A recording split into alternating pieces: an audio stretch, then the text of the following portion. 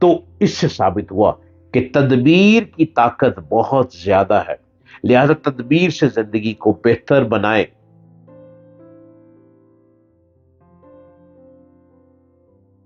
السلام علیکم۔ آپ مجھے ہر روز دیکھ رہے ہیں اور آپ میرے چینل کو سبسکرائب کیجئے، ڈاکٹر جلیل اسلم آفیشل۔ میں آپ سے بہت ایجوکیشنل گفتگو لیے آتا ہوں، بہت انٹلیکچوئل باتیں کرتا ہوں اور بڑے آسان انداز میں بات کرتا ہوں، جو آپ سمجھ بھی لیں، سن بھی لیں اور اپنی راہیں بہتری کی طرف لے جائیں۔ زندگی صرف ایک بار ملتی ہے، اس لیے جو بھی نیکی کرنی ہے ابھی کر لیں۔ بندگان خدا کی جو خدمت کرنی ہے ابھی کر لیں۔ اس کام کو کل پر نہ چھوڑیں۔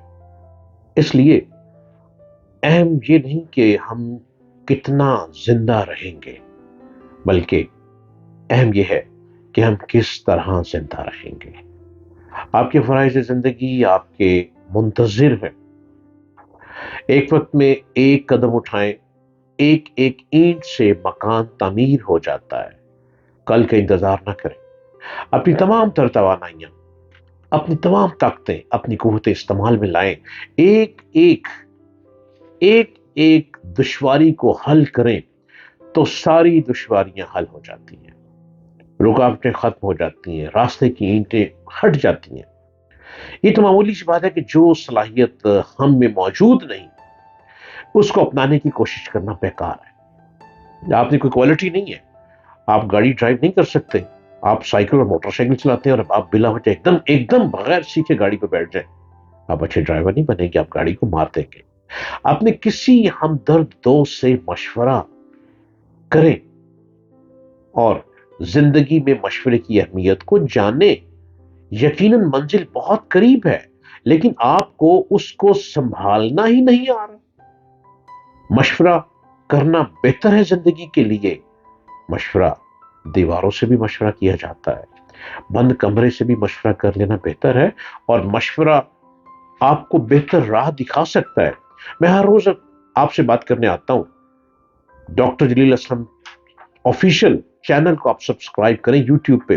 میں ہر روز نئی مشورے دیتا ہوں، نئی باتیں لے کر آتا ہوں، آپ کی اپنی من کی باتیں لے آتا ہوں کہ آپ کو کچھ نہیں آتا، کیوں نہیں آتا؟ پہلے سیکھیں۔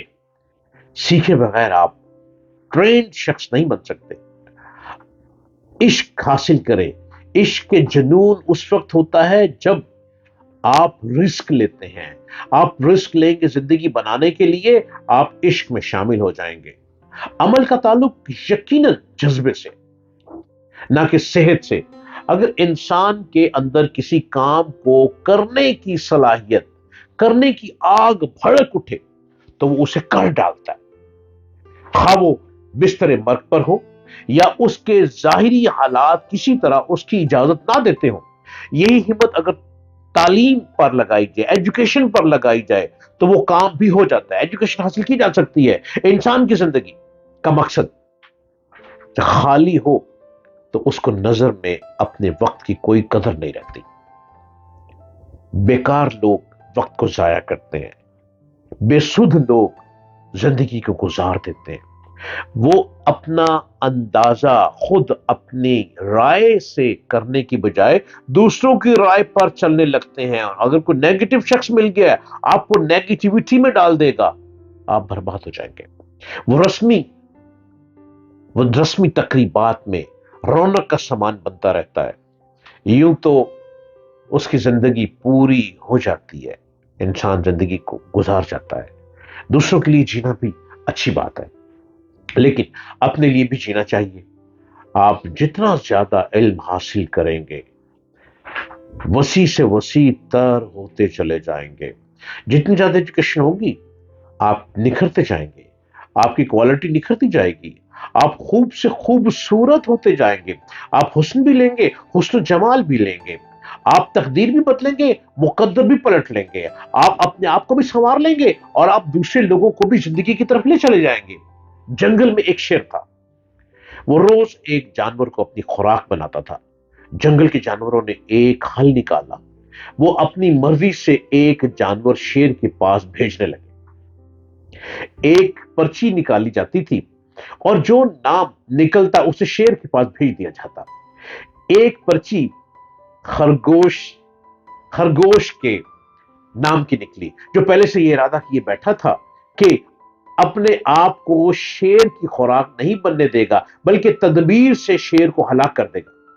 وہ ایک آگے بڑھا، 1 گھنٹے کی تاخیر سے شیر کے پاس پہنچا.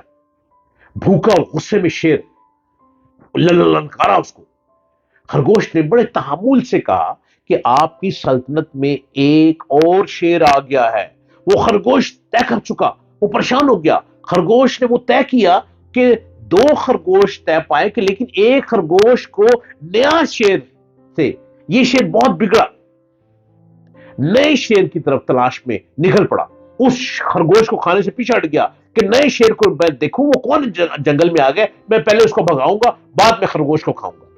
خرگوش نے اسے ایک کنویں کے پاس لا کر کھڑا کیا جس میں اسے اپنا شیڈو، اپنا شیڈ، اپنا عکس نظر آیا. شیر خرایا اور اس نے چھلانگ لگا کر کنویں میں کود پڑا.